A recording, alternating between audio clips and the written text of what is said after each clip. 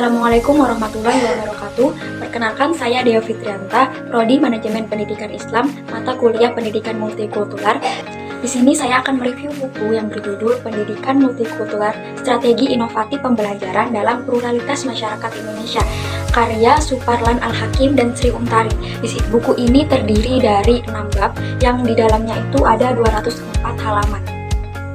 Indonesia secara luas dikenal sebagai negara bangsa yang bercorak multikultural, terdiri dari ribuan suku bangsa yang tersebar di seluruh wilayahnya, memiliki ratusan dialek bahasa daerah dan beragam jenis kesenian yang berbeda-beda, serta memiliki kompleksitas kebudayaan yang sangat luar biasa banyaknya. Lebih dari itu, di Indonesia juga terdapat berbagai keyakinan dan agama yang dianut oleh masyarakatnya. Keberagaman tersebut sebetulnya menjadi anugerah bagi bangsa ini, namun juga bisa menjadi ancaman disintegrasi apabila tidak disikapi dengan baik dan bijaksana. Sebab isu keragaman dan keberagaman juga kerap dikaitkan dengan ranah politik tanah air yang berpotensi memicu meningkatnya eskalasi konflik. Sementara itu, kita sadar betul bahwa tanah air ini dibangun dan tumbuh di atas keragaman yang dimiliki. Oleh karena itu, salah satu cara untuk mewujudkan dan menjaga keragaman sebagai anugerah, salah satunya dengan jalur pendidikan multikultural.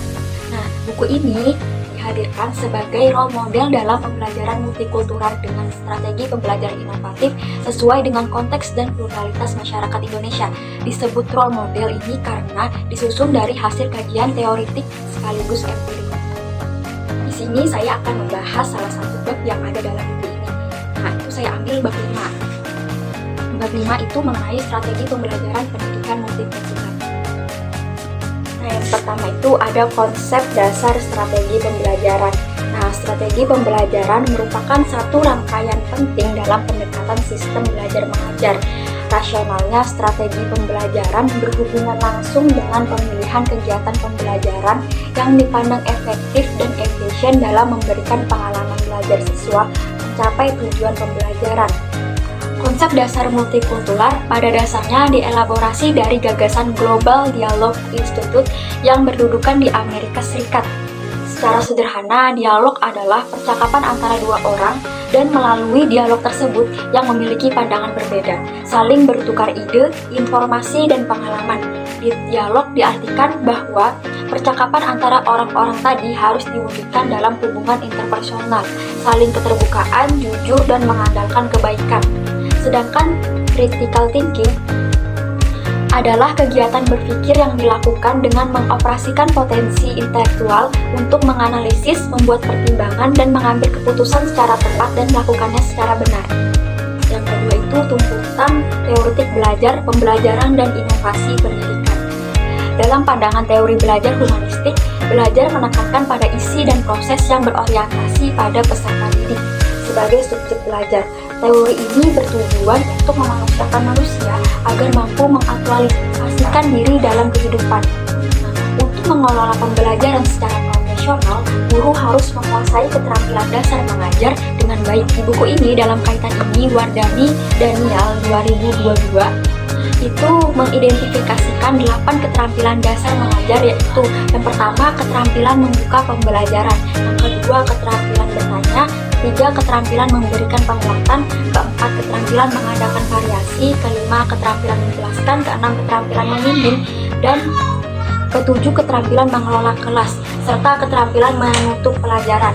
Nah, di sini Evan M. Roger itu 1995 memperinci adanya 5 aspek inovasi yang dapat diterima oleh adopter, yaitu yang pertama ada relative advantage, yang kedua compatibility, yang ketiga complexity, yang keempat reliability, dan kelima itu observability. Baik, selanjutnya itu komponen pembelajaran. Jadi guru profesional harus mampu mengenali karakteristik komponen-komponen sistem pembelajaran yang menjadi rangkaian kerja yang terinteraktif dalam pelaksanaan tugasnya. Nah, komponen-komponen pembelajaran yang dimaksud itu seperti yang pertama itu komponen tujuan pembelajaran, yang kedua komponen bahan atau materi pembelajaran, yang ketiga itu komponen metode pembelajaran, keempat ada komponen media pembelajaran, kelima komponen lingkungan pembelajaran, yang keenam itu komponen mengajar, guru atau dosen, dan yang terakhir itu ada komponen evaluasi.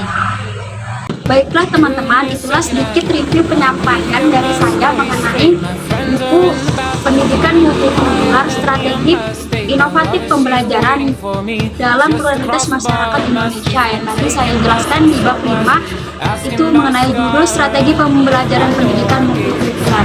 Mungkin dari kelebihan menurut saya penjelasannya sangat jelas, dimana setiap poin itu dikasih contoh, yang contohnya itu bagi pembaca itu sangat mudah untuk kita paham gitu loh. Nah, dari kekurangannya mungkin agak monoton ya penjelasannya. Mungkin itu saja yang dapat saya sampaikan. Assalamualaikum warahmatullahi wabarakatuh.